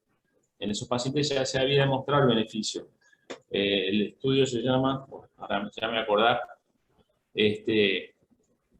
los estudios, pero igualmente ahora también hay evidencia nueva y un poco distinta, y hay discusiones acerca del tema, pero parecería que, de acuerdo a ese estudio, mejoran notablemente los síntomas de pacientes con asistolía, síncopes recurrentes vasovagales, asistolía en la mesa basculante y marcapasos, más de 40 años, y marcapasos con este sistema de estimulación de Biotronic que se llama Closed Loop Stimulation. ¿Está? Bien, dale nomás. Bueno. Así que después buscar el estudio BioSync con Y, creo que es. Dale. O BioSync con Y. Perfecto. Bueno, como decía entonces, en cuanto al tratamiento de hipertensión ortostática, es bastante Perdóname, ya similar. hablaste de la amiodarina. En realidad hablé sobre todo de la fluorocortisona, de la amiodarina no tanto, si querés agregar algo. Porque también hace poco se presentó un trabajo randomizado que mostró beneficio de la amiodarina. No me acuerdo el nombre del trabajo, creo que fue este año o el año pasado. Y la amiodarina también mostró beneficios, no me acuerdo los detalles. Son estudios nuevos. Ya había algún estudio preliminar de hace muchos años, pero con mucho menos pacientes. Ahora este estudio con más cantidad de pacientes también confirmó el beneficio de la amiodarina. La amiodarina es un antiagonista. Antes había acá en Uruguay el Gutron, era la marca, ahora se la retiraron hace unos años del mercado, lo cual es un problema para nosotros. Pero es un fármaco que era, por lo menos de los que tiene más evidencia para el tratamiento farmacológico. Si bien sabemos que ningún tratamiento es mejor que otro, o por lo menos por ahora hay poca evidencia de los tratamientos no farmacológicos, acá dice a Alejandro que lo podemos conseguir en Argentina, la amiodarina, que es el Gutron. Hay alguna evidencia de lo que te habló que antes, hay alguna evidencia, y ahora más, de la amiodarina, la fluorocortisona, o los mineralocorticoides, eso tenemos acá en Uruguay, pueden ayudar, pero sobre todo lo más importante y al principio del tratamiento son las medidas no farmacológicas, ¿verdad? ¿Hablaste de eso? Sí, sí, sí. Básicamente, la ingesta abundante de líquidos, evitar las situaciones que generan el estrés ortostático, etc. Y también algunas maniobras de entrenamiento. ¿Hablaste de eso también? También medida de contrapresión, sí. Medida de contrapresión, hay entrenamiento, que son El basculante. complejas porque implican mucho tiempo y se acondiciona rápido. Pero bueno, algunas medidas de ese tipo pueden ayudar mucho. Y entender el problema, explicar el problema que no es grave, eso también ayuda mucho a que el paciente tenga menos episodios. ¿No? Bueno, y el marcapaso siempre queda para unas últimas posibilidades, sobre todo mayores de 40 o 50 años, y tratamos de no marcapasear. Tenemos que estar muy convencidos de que el beneficio de tener alguna de estas evidencias de que haya citolía o espontánea o en la mesa basculante. Hay un problema con la mesa basculante que es la reproducibilidad, ¿verdad? Si le hacemos una mesa basculante a un paciente hoy y otra dentro de unos días, capaz que puede dar un poco diferente los resultados. Eso es uno de los elementos que van en contra a este tipo de tratamientos. Pero bueno, es lo que hay para cuando son episodios aislados, no hay problema. El tema es para los pacientes con síncopes muy recurrentes que a veces alteran significativamente la calidad de vida y eso ahí tenemos que abocarnos a un tratamiento de algún tipo. ¿Está? Bueno, muy bien. Adelante. Bueno. Como les decía, el tratamiento de la hipotensión ortostática es bastante similar al del síncope reflejo. Por un lado tenemos la formación, las medidas sobre el estilo de vida, que hablaba recién Diego, y por otro lado tenemos la hidratación e ingesta de sal adecuadas. Para que No, pará, yo estaba hablando para el vaso vagal, esto es otra cosa. Sí, pero o sea, también se aplican para este tipo de síncope. Y bueno, en caso de que haya fármacos hipotensores y demás, reducir o interrumpir los mismos. También están indicadas las maniobras de contrapresión, una clase 2A, mantener la cabeza elevada durante el sueño, por ejemplo, la midodrina también con una clase 2A y la fluorocortisona con la misma evidencia. Se debe explicar a todos los pacientes el diagnóstico, tranquilizarlos, asesorarlos sobre el riesgo de recurrencia y la forma de evitar situaciones y los factores desencadenantes, y sobre todo, bueno, está indicada la hidratación y la ingesta de sal adecuado, y si tiene fármacos hipotensores, que recordemos que es la causa más frecuente del mismo, suspenderlos o, bueno, reducir la dosis. Bueno, después del tratamiento del síncope. La hipotensión ortostática a veces es un problema serio y a veces tenemos pacientes que son hipertensos y tienen hipotensión ortostática severa. Entonces es un problema. Y bueno, ahí lo que nosotros decimos, por lo menos la recomendación es que tome mucho líquido, que a veces le damos fluorocortisona y que suspenda los fármacos hipertensivos y a veces es preferible tenerlos un poco más arriba de presión, 16, 14, 15, 16, cosas que no hacemos para los pacientes hipertensos habituales, pero que a veces no hay más remedio que estos pacientes tenerlos en esos valores, porque si le damos fármacos antihipertensivos, eso favorece muchas veces. Básicamente hay que tratar de evitar los vasodilatadores y los diuréticos, cosas que son o sobre todo anticálcicos y diuréticos, que son arsenales nuestros de todos los días en estos pacientes, ¿verdad? Pero bueno, hay que lidiar con estas cosas y explicarle al paciente también. Es muy importante que los primeros, cuando se levanta de mañana, que esté 5 minutos por lo menos sentado en la cama antes de levantarse.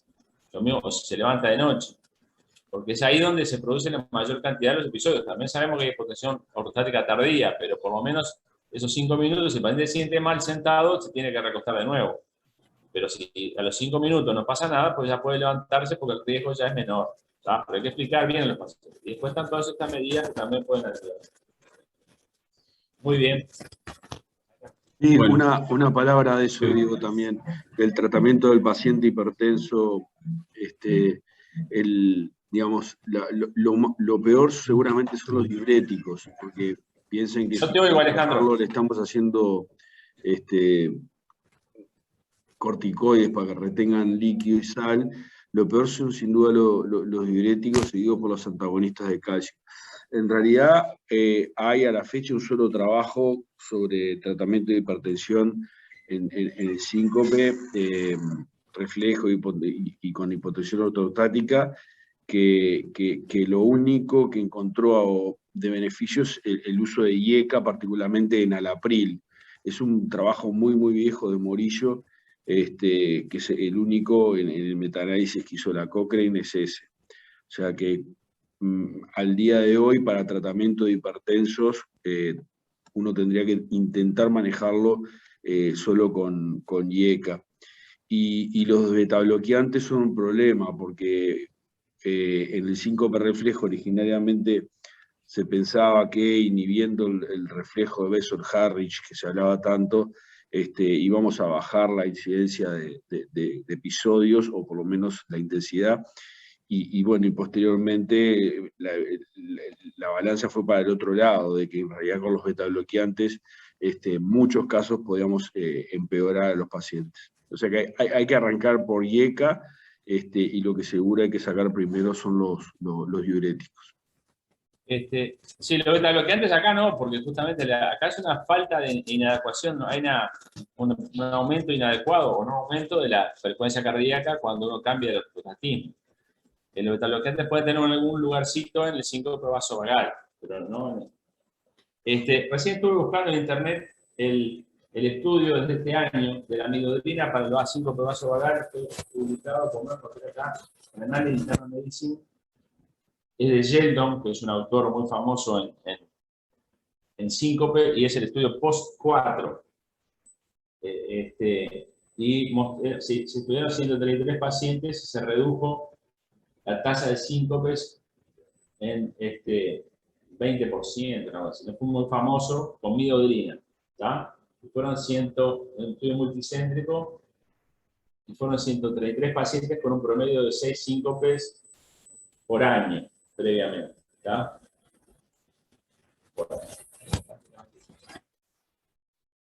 Encontré ahí, ¿estamos? Este año publicado en Annals Internal Medicine, creo que fue presentado.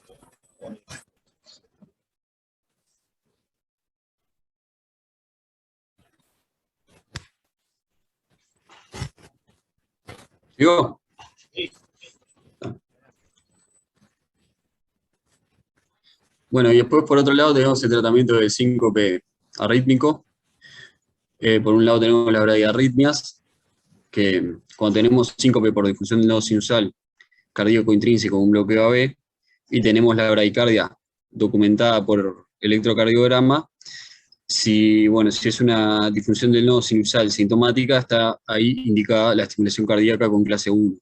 Si es una disfunción del nodo sinusal asintomática, una clase 2, o no se puede establecer una relación entre la bradicardia sinusal y el síncope, o si tiene un bloqueo AB de segundo o tercer grado, ahí una clase 1. O sea, ya sea un bloqueo de persistente, paroxístico por ese estrecho, o bloqueo completo de rama, y una FA con frecuencia cardíaca lenta. Por otro lado, si tenemos un bloqueo bifascicular, no tenemos bradicardia documentada por electro, pero le hacemos un estudio electrofisiológico o un Holter intrínseco que es positivo. Ahí tenemos, si tenemos un HB más de 70, un bloqueo inducido, o una pausa sintomática más de 3 segundos, o asintomática más de 6, ahí con un nivel de evidencia, con una clase 1 está indicada la estimulación cardíaca. Y por otro lado, si tenemos un estudio electrofisiológico, un Holter implantable negativo o no realizado, con una clase 2B, ahí la estimulación cardíaca empírica se podría realizar, pero bueno, mecanismo incierto y ahí no estaría del todo indicado. Y después, si tenemos un bloqueo bifascicular y un síncope de causa desconocida y tenemos una fracción de eyección menor o igual a 35, ahí lo que estaría más indicado sería un dispositivo, un DAI o un TRC, con una clase 1. Y si tenemos una FEBI mayor de 35, ahí con una clase 2A habría que considerar el estudio electrofisiológico y bueno, indicar tratamiento apropiado a partir de eso. Si es negativo, ahí se puede colocar un Holter implantable y también tratamiento apropiado según lo que dé, y si es negativo, bueno, realizar un seguimiento clínico. Y el marcapaso empírico en los pacientes que tienen una FEBI más de 35, bueno, es una clase 2B. En general, si uno tiene un síncope y un paciente con bloqueo bifascicular, con marcapaso y fracción de eyección, como dice, más de 35 o normal, con marcapaso uno resuelve el 50% de los casos, más o menos. Yo creo que este camino que dicen las guías es poco aplicable acá en Uruguay. Está bien que uno trate de seguirlo, pero es poco aplicable, y dependiendo un poco de la clínica y de la evolución, en muchos casos creo que tenemos que hacer esta indicación 2B, porque facilita y simplifica. Y además tenemos el marcapasos, que es un registro de eventos, que está implantado internamente, y nos va a avisar en el caso de que los síntomas no sucedan síntomas y a pesar de tener el marcapasos. Pero bueno, es un camino que es muy lógico, pero es poco practicable.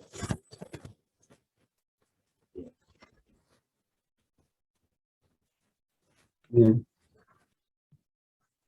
Y la última diapositiva se trata, bueno, el tratamiento del síncope arrítmico, pero de las taquiarritmias, ya sea supraventricular o taquicardia ventricular. En el caso de la supraventricular podemos realizar ablación con catéter con una clase 1 o tratamiento con antiarrítmicos con clase 2A. En el caso de taquicardia ventricular, también ablación con catéter clase 1, colocación de un DAI clase 1, 2A, o tratamiento con antiarrítmicos con una indicación 2A.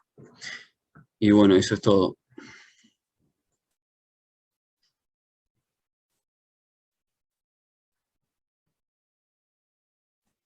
Buscar.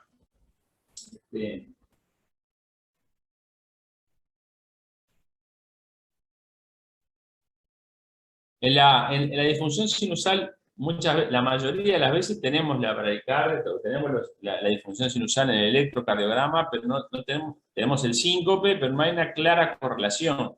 Y establecer correlación puede ser muy difícil.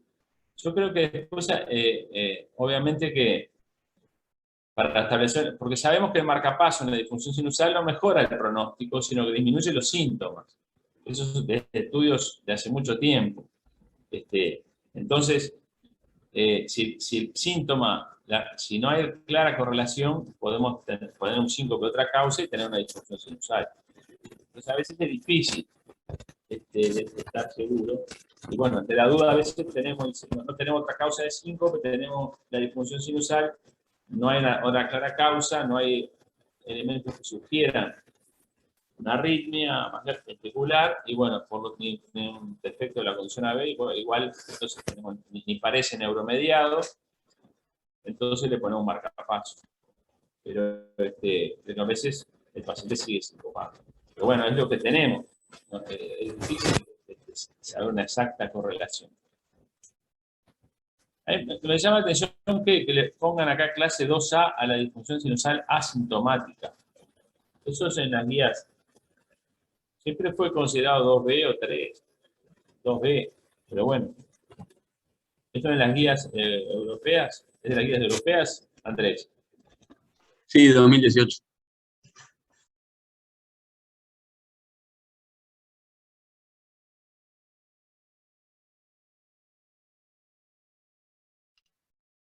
Está No sé. mutado, bien. ¿Algún otro comentario, Alejandro? ¿O damos por terminado este breve? ¿O algún clasito por ahí?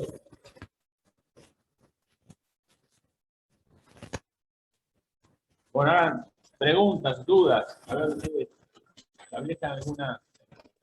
¿Tienen todo muy claro?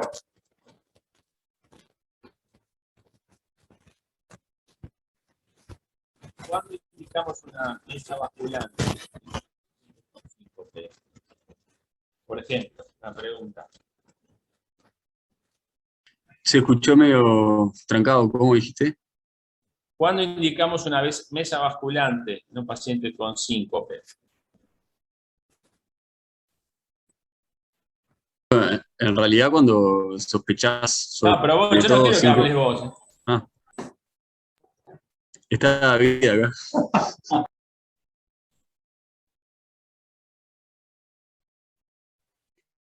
Cuando sospechás que se trata de un síncope ortostático, Diego. ¿Ortostático no? En la hipotensión ortostática, la mesa basculante puede verse, sobre todo la hipotensión ortostática inmediata, es mucho más sensible hacerlo espontáneamente, el paciente acostado y pararlo, que ponerlo en la mesa basculante, que es una inclinación pasiva. Lo que sí puede servir para buscar la hipotensión ortostática tardía, diría. ¿Ah? Cuando hay sospecha alta y el test espontáneo, acostando y parando al paciente, no muestra eso.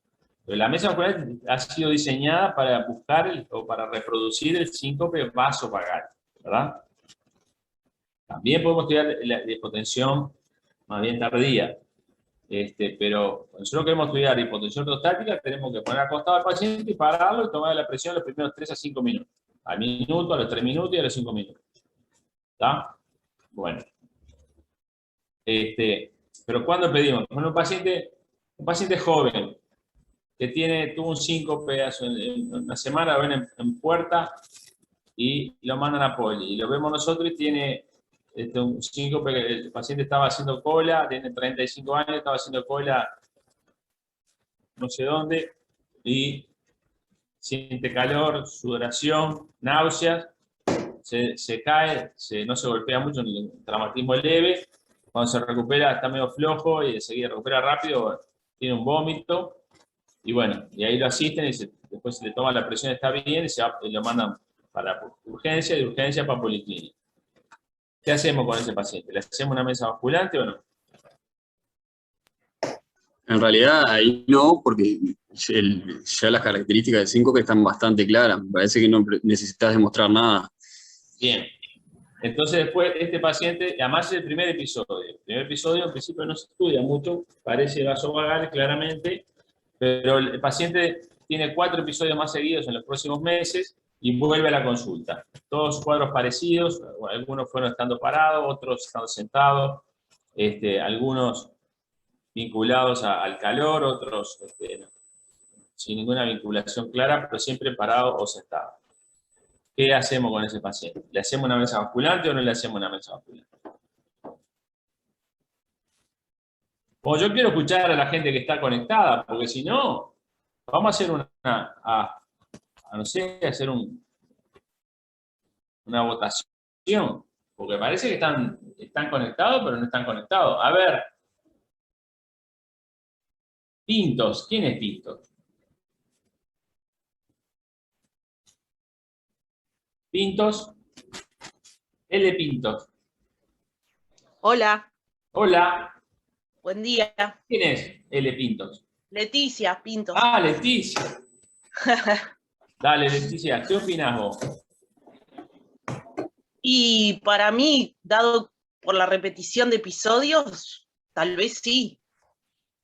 Bueno, vos dirías que tal vez sí. A ver, ¿quién es un so? ¿Sí o no?